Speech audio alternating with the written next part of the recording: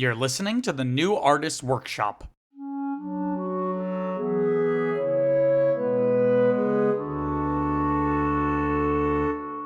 Our new home, the peaceful planet of Baitu. Remember, if you behave yourself, I'll put in a good word for you. Maybe he'll give you a job as well.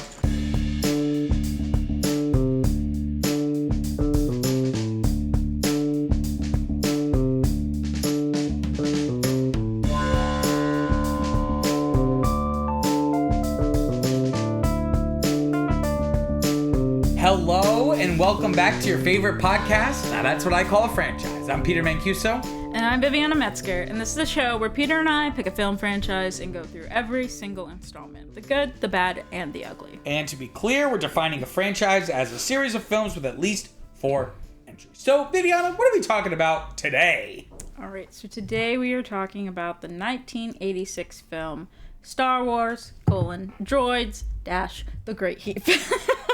The Great Heep! And this is your one and only spoiler warning. If you haven't watched the movie, go do that before listening to this episode. Where did we watch this? On Disney Plus? No, YouTube. On YouTube, yeah. So interestingly, recently they did put the Star Wars Droids TV show on Disney Plus. Mm-hmm. But not this special. This is like separate, yeah.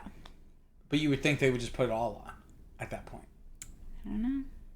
Why don't you read the comically large blurb? Oh, man. And then, because I don't want to get too much into stuff. So why don't we just let's just get through the blurb. How would you say that? Bitu? B2? I don't know. B2? Yeah. Bitu? You can say whatever you want. It's your blurb.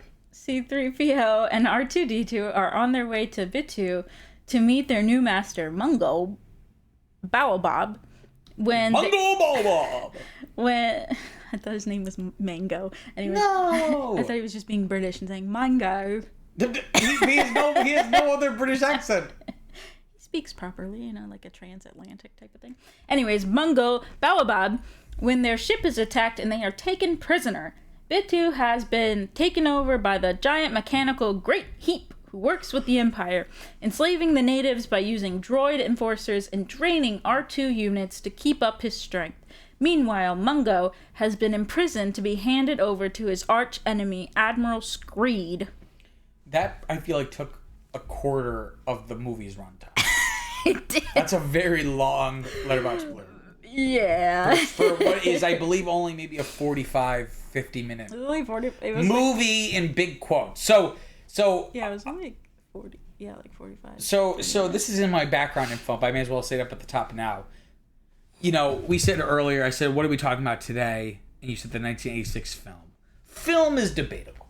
So, basically, there was a Star Wars cartoon in the 80s called Star Wars Droids that ran for 13 episodes. And the idea was that 3 or 4 of them would all be like these story arcs, and then they could repackage them as TV movies. I'm not sure if they ever quite did that. But then when it ended, and then a couple months later, they did a full 1 hour, i.e. this 45-minute one without commercials special, that chronologically took place before the last arc for some reason. What? So this is the only one on Letterboxd, and I went, okay, it's more than 40 minutes, it's on Letterboxd. How did you even find this? Because I searched Star Wars, during my research, I was making sure, leaving no stone unturned. And not to jump the gun again, I'm jumping the jumped gun. In terms of our previous experience, I have not seen this, but I have watched parts of the show. Oh. Because in the early mid-2000s, the height of Star Wars popularity for my generation, I think I saw a DVD which compiled some of the episodes onto a disc. And it was Star Wars. I was like, well, I love Star Wars. Of course. I watched maybe 1 or 2 episodes and was like, I do not like this.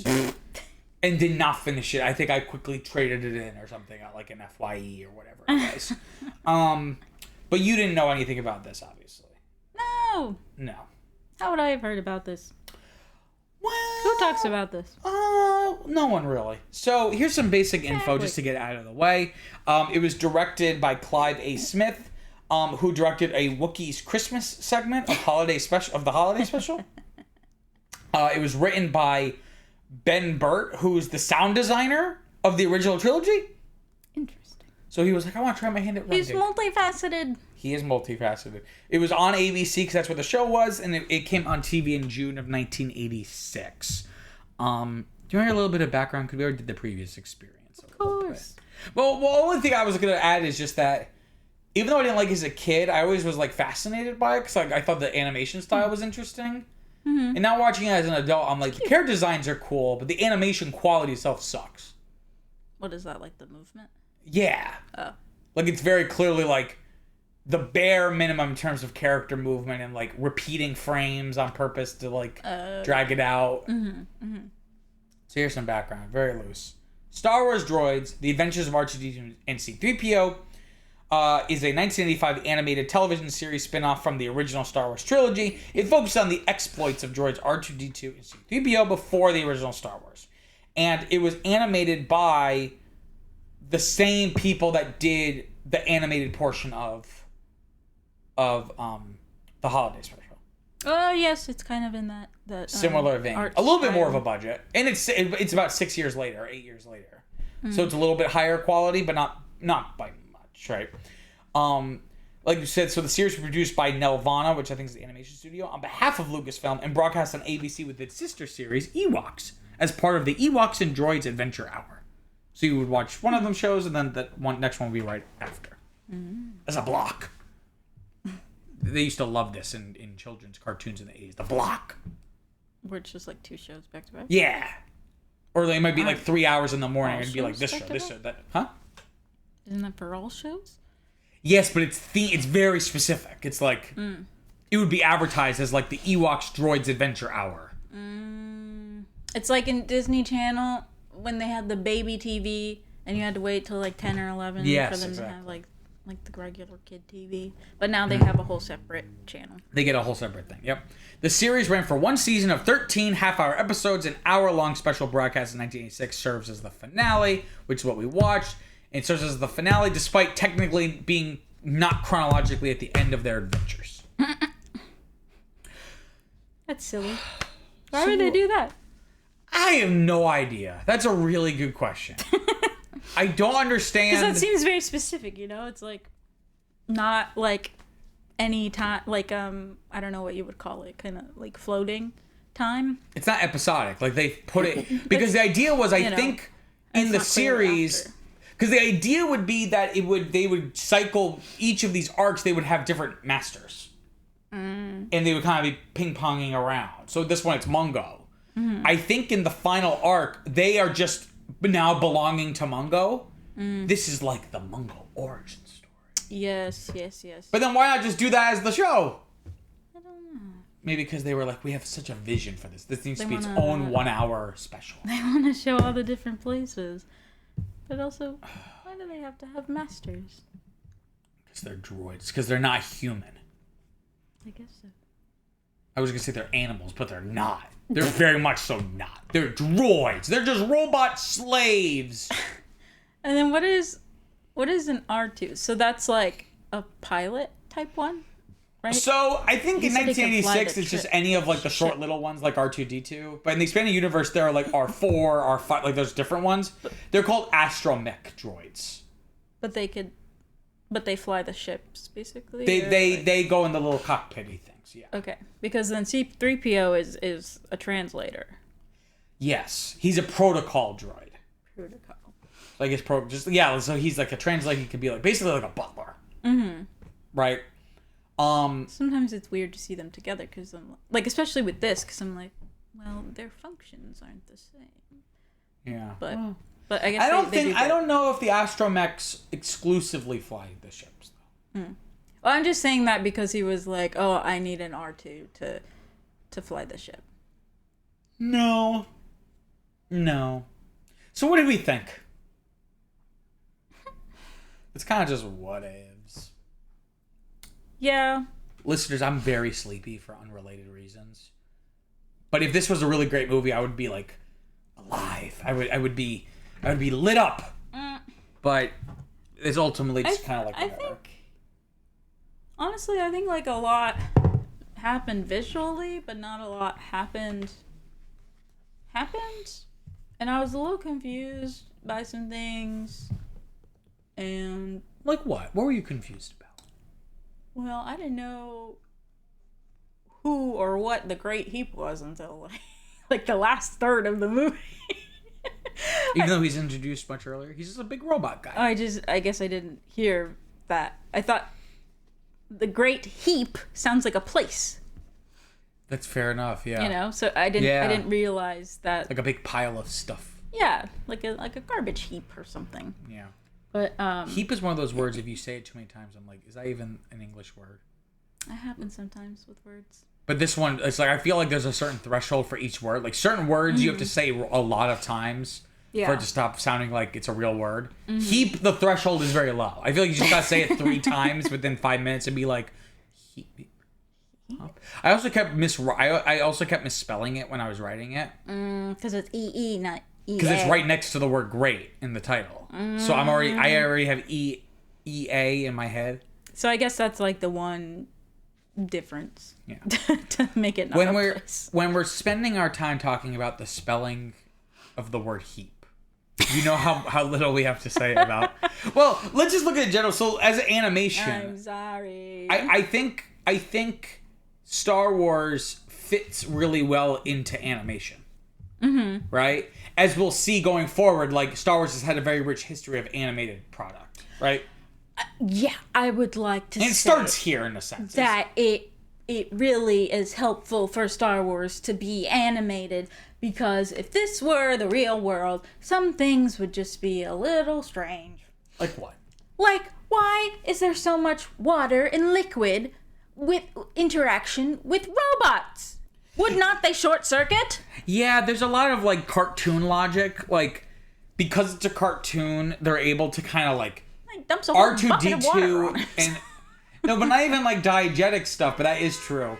But like, well, I mean, I guess they can get wet because remember R2D2 went to the swamp in Dagobah. That was questionable too. Okay, but what I was gonna say is like, there's like the diegetic things that are strange, but then just the medium.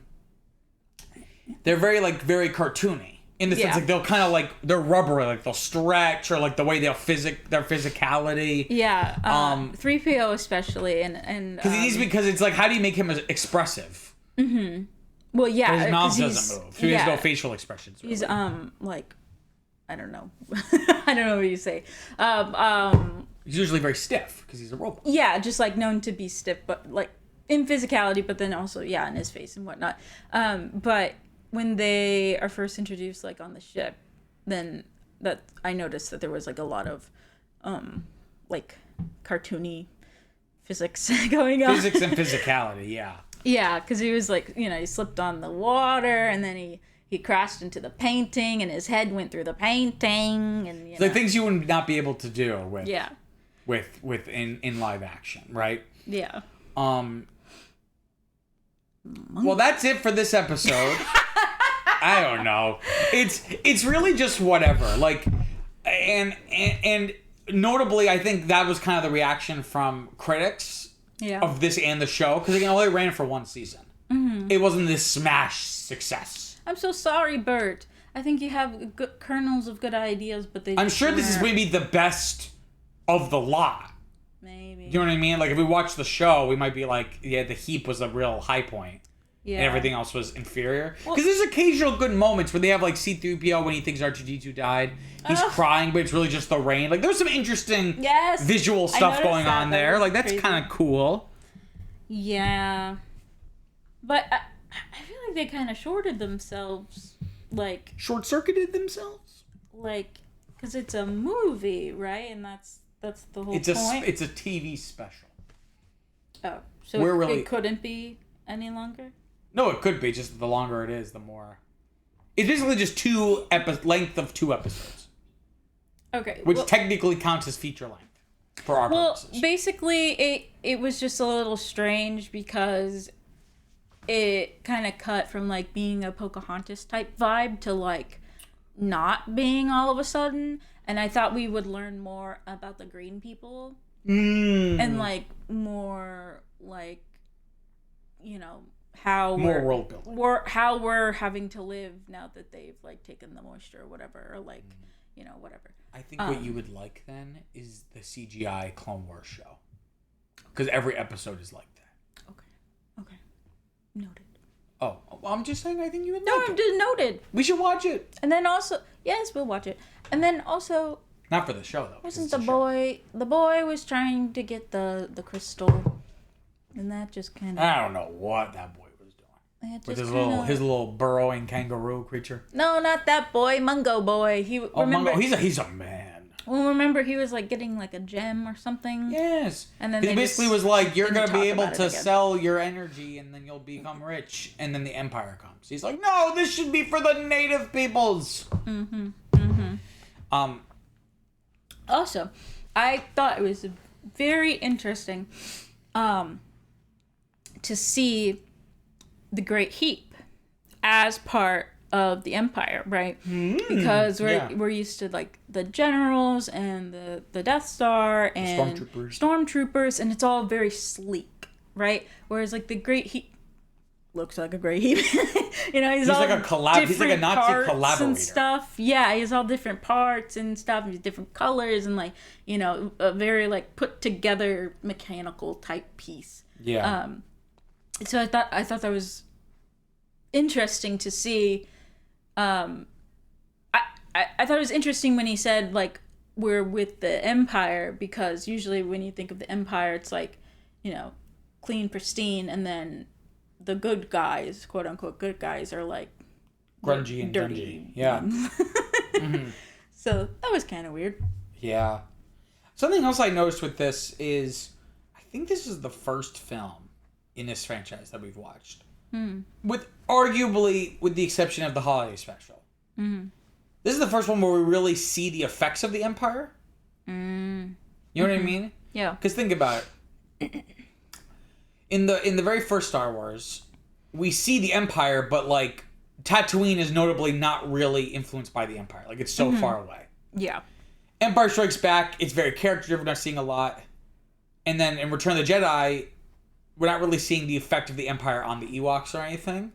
Yeah. So this is really the first one where we have like we Just see a invade community, their way of life, and then we see it disrupted. So for nothing else, this is our first. And again, that's why I like the Clone Wars show, because it's all about the world building and all like how is the Clone Wars affecting the different planets and communities. So for nothing else, we get our first taste of that really here, of all places.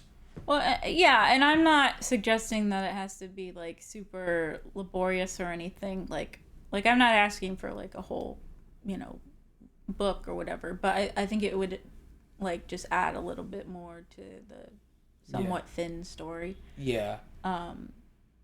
Just because it was just like a lot of.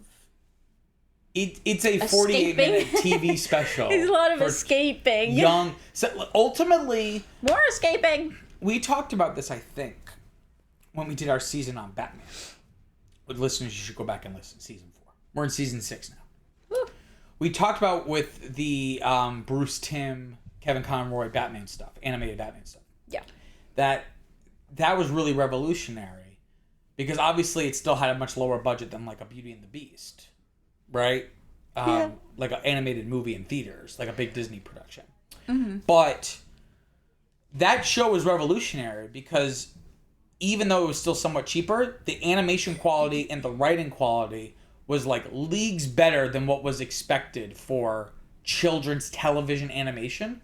Because think about like this was not that far off from what the era had to offer. Right? And famously, that was the business model, was create really cheap sensory overload animation for kids, preferably young boys. They will eat it up and they'll buy a bunch of merch. The show is secondary to the brand. Yeah. So, like, if you go back and if you were to watch other animated stuff from the mid-'80s on TV, it's not like it's going to be that much better in terms of quality. Yeah. So I think it's very much a relic of its era, and it's a relic of this, and the Ewok stuff is clearly George Lucas trying to see, can we put Star Wars in that context? And I think ultimately he realizes no. So even stuff later on, I would say is still oftentimes a cut above the rest. Like it's trying to innovate and do new things with like children's animation, whereas this feels very much of its time. It's not trying to really rock the boat the way that later Star Wars animated stuff did, or even just the live action Star Wars stuff that came before this did. It's very just middle of the road.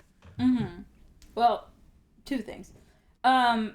So the first, I think I would agree or like say that like the visual like overload is like a thing at least at some points in it, because like I said before, I knew stuff was happening, but I wasn't really sure what was happening or why. I think the why more so than the what. But, you know, there was, like, a lot going on screen. Then there was, like, explosions and all this stuff. So there's that. But then also something that I was thinking about when we were watching it, especially in the very beginning, because it said, what did it say? Like, not story. Idea? I don't know. Something with George Lucas. So it seems like his big push for it is to be like animated and kiddie, but then there's also the other side where it's like live action and like more serious and stuff. How do you feel about that? Well, again, I think this is George. Well, it's kind of like what I just said, where it's like George Lucas's, I think, intention here is like, can we play the game that everyone else is playing? Just churn out cheap. Because this was outsourced. This was like a Canadian animation company. Oh, Canada. Right? I believe. Canadian, right? So it's like, can we outsource this? Can we just get something cheap that's just Star Wars on TV? Because it's the same group that also at the same time is doing the Ewok show. Right? Which I believe was a little bit more successful. They ran for like 2 seasons. Which makes sense because it's like the Smurfs. It's like, you know, it's like what we said in the last couple of things, right? Yeah. And I think I think he realized that didn't work, right? And I think George Lucas, for better or for worse, is always trying to do something new. And you know, I think you see that. So like when he's working on the CGI late 2000s Clone Wars show, like he's trying to do things that had never been done. Like the budgets for those episodes are way more like CGI children's shows at the time were very rare.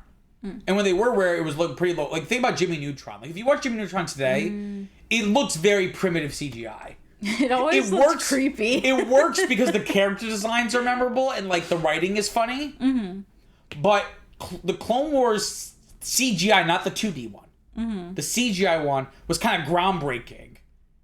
And it's also very arc-based, where it's like 3, although the intention was never to make them into little mini TV movies. Yeah. But like a lot of times Clone Wars episodes, there'll be like 3, like there'll be like these little triplets where you have to like, basically it's like if you put them all together, it'd be like an 80-minute story.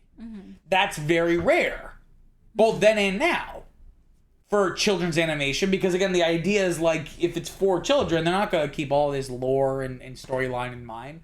But George Lucas is always trying to do something different. Except they do.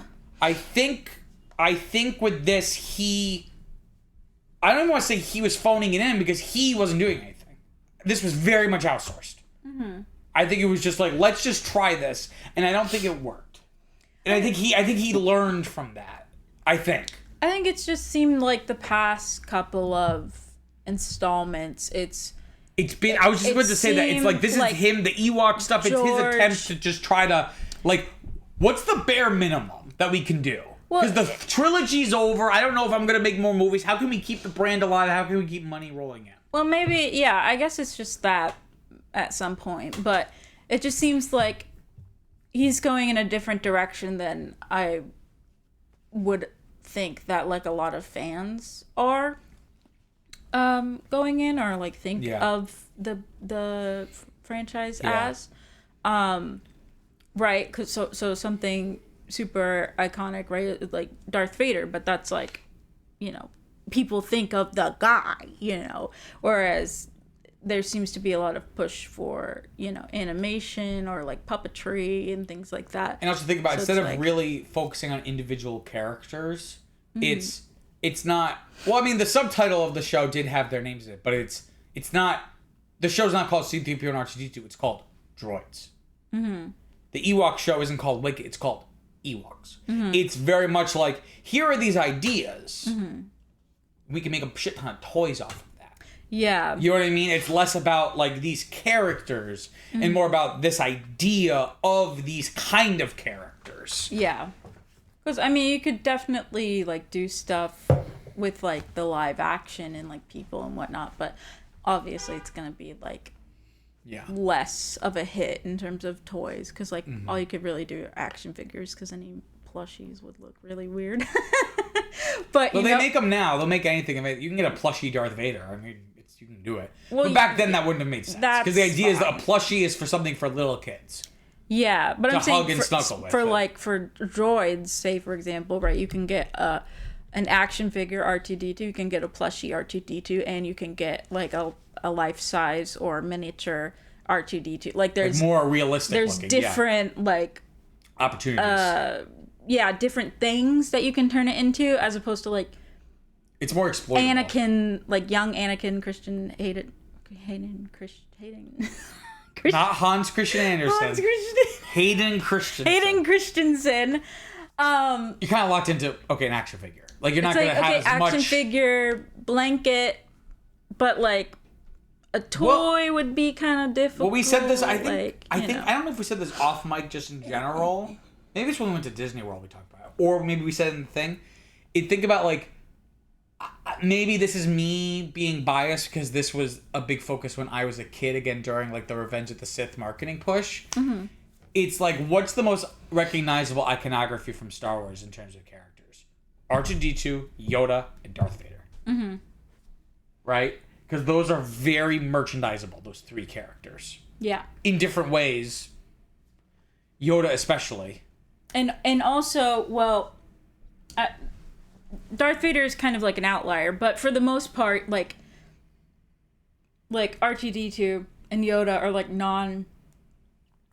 controversial They're not figures, threatening. right? They're the good guys. So it's like, you may like Anakin at times, and then you may not like Anakin at times. So you don't really want to get like a toy, right? But you'll always, like and appreciate or respect whatever Yoda and R2. Yeah. Because so it's just like, I don't know. It's just like the nature of things is like a dog is, It's cute.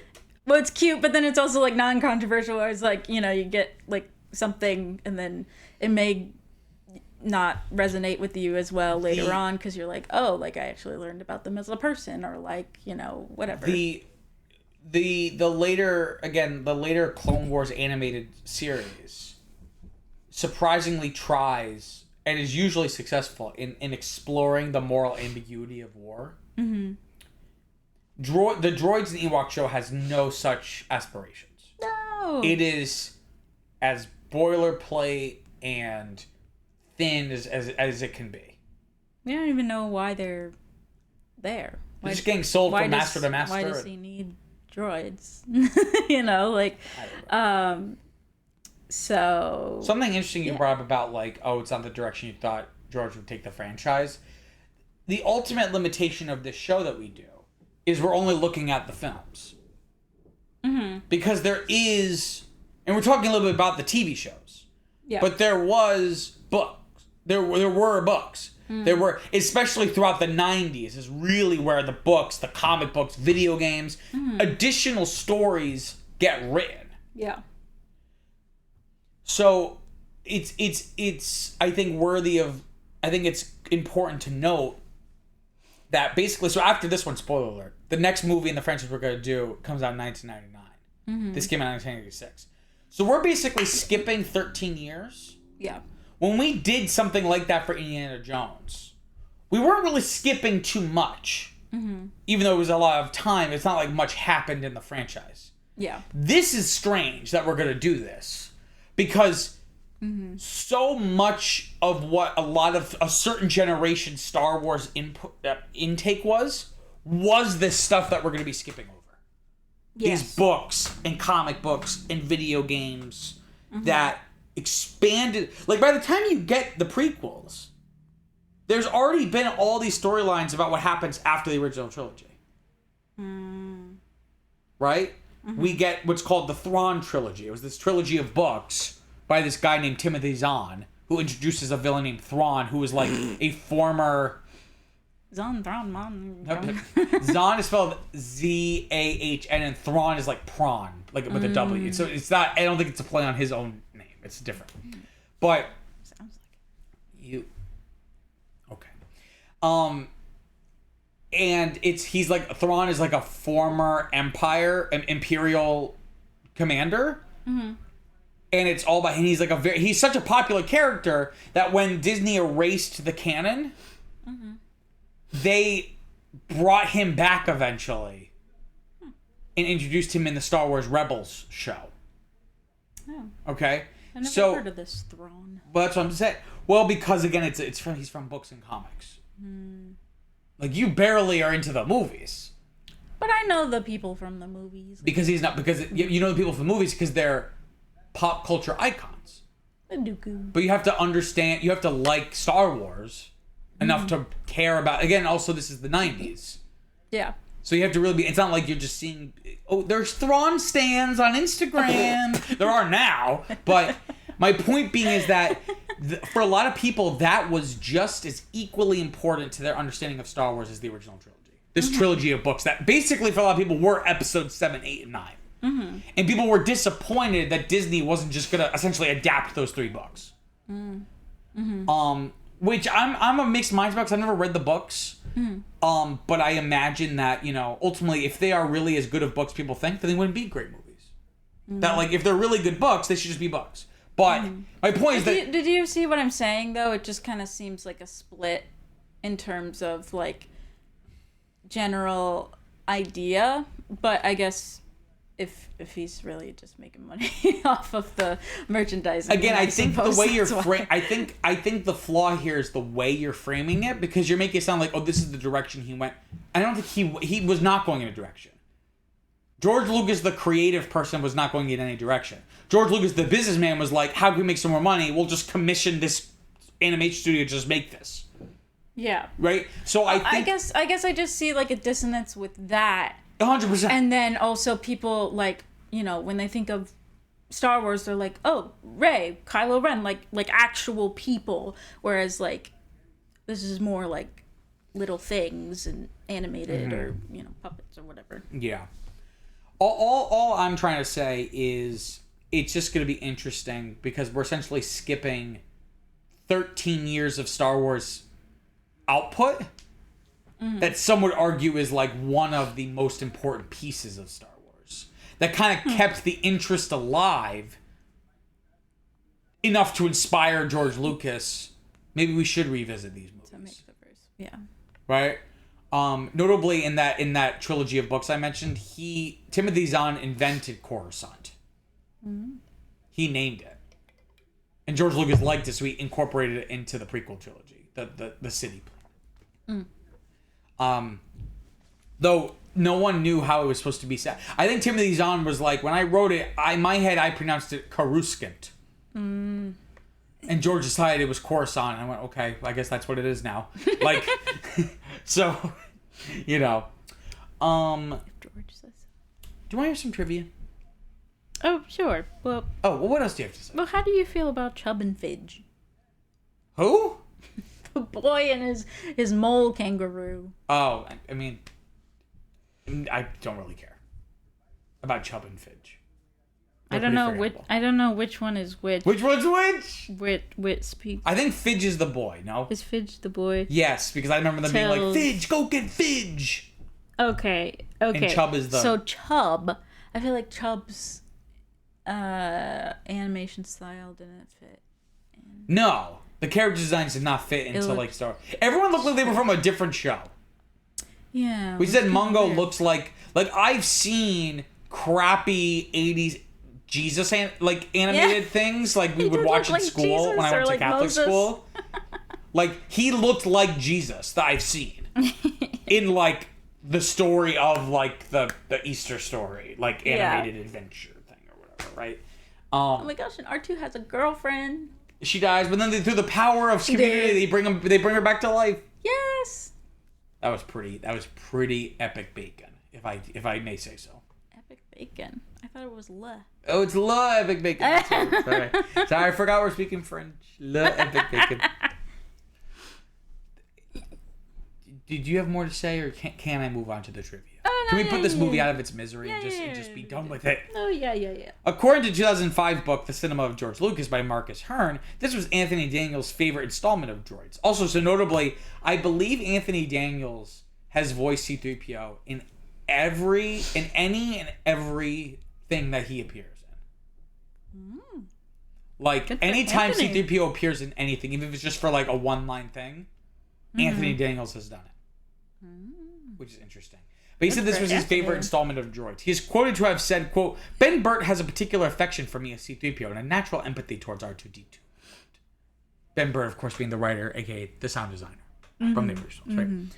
Admiral Screed, who's the weird Nazi guy, later appears in several Star Wars expanded universe stories and games. It looks like during some shots when it's like the camera's like up and it's looking down at him, it looks like he's wearing parachute pants. What? But then when you go to the side, you can see he's wearing like a trench coat or whatever.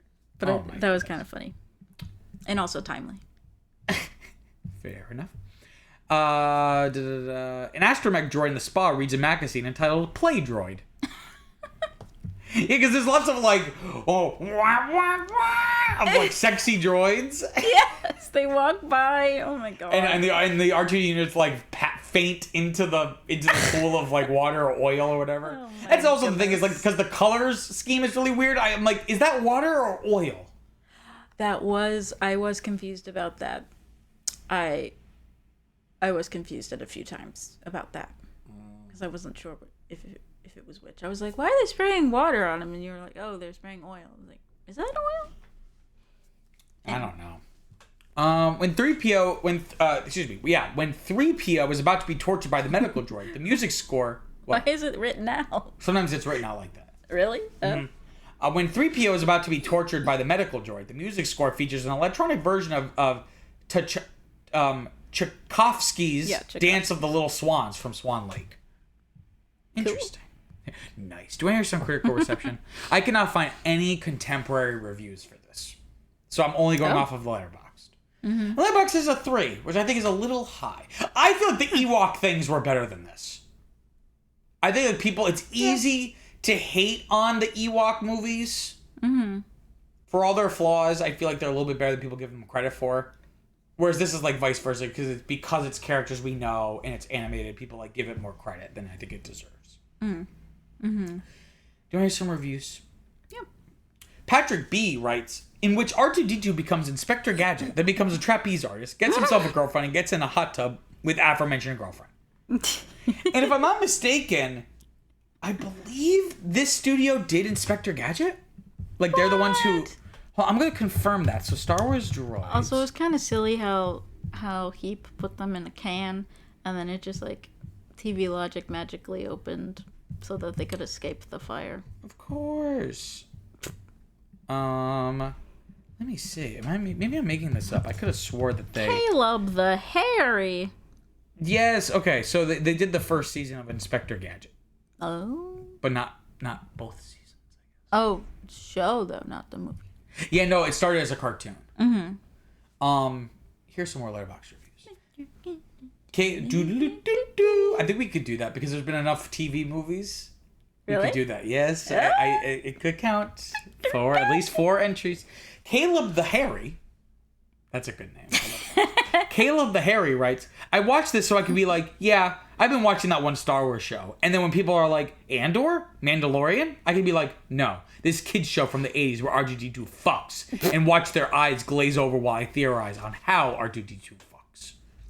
Literally every time he goes to plug into something, you say it's his penis. Because it is his penis. No, he's just a robot. C-3PO even makes like a joke in the last one. He's like sticks his little penis into like a power socket, but he thinks it's like an information thing. He gets zapped, and C-3PO's like, "That's what you get for sticking your thing or whatever." And oh my goodness. anyway, High Five 789 writes, "Yes, I have seen Droids. Yes, I hated it. Yes, I had trauma because of it. Yes, I don't want to elaborate. And yes, I'm gonna leave it at that." So many yeses. Yes. Usually it's no's. Favorite part, Viviana. Maybe this is the one you'll find I'll only have one favorite part. if that. I think you should go first. What? Me? I don't know. I guess I liked I thought even though it was kind of evil, I thought that the droid paradise was kind of funny. The harem. Yes, the harem.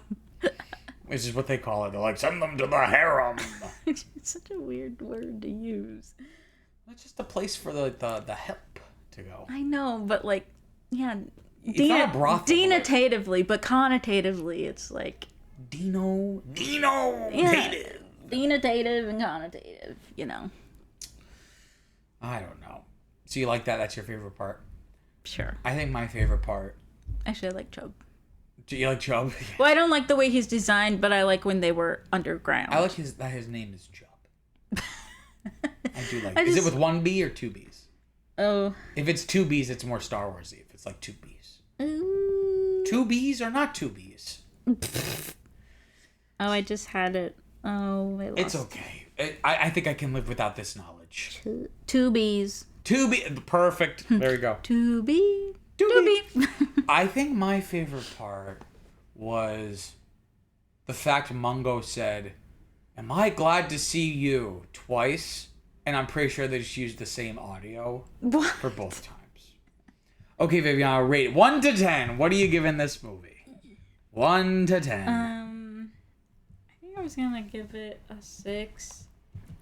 6? Because it's not like bad. It's just okay. Yeah, it's just like 5. Okay.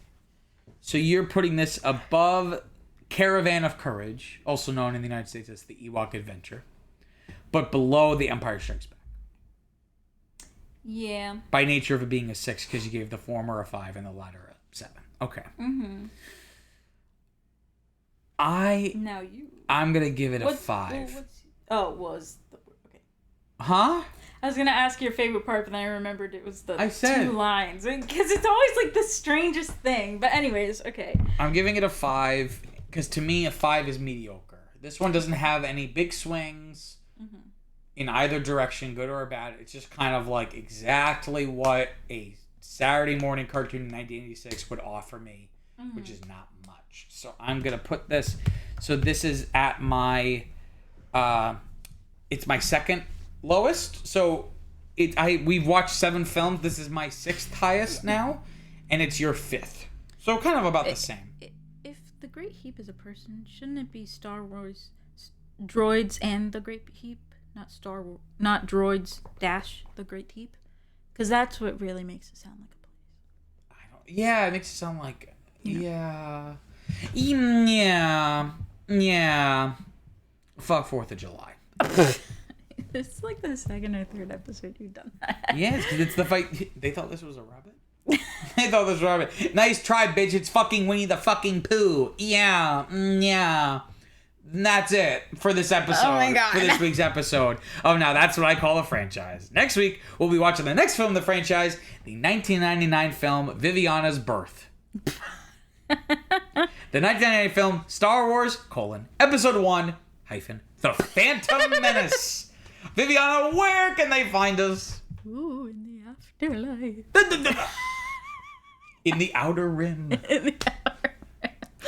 You guys can find us wherever you get your podcasts, and don't forget to follow us on Facebook, Instagram, and Twitter at Franchise Podcast. And if you have the time, leave a rating for us on Apple Podcasts, because apparently that helps. I know whenever I do, I go, that helps. Wow. Maya. And Maya. And if you have even more time, Leave us a review, too. We know you have many podcasting options, and we thank you for choosing us. Peace out, guys. Later, haters.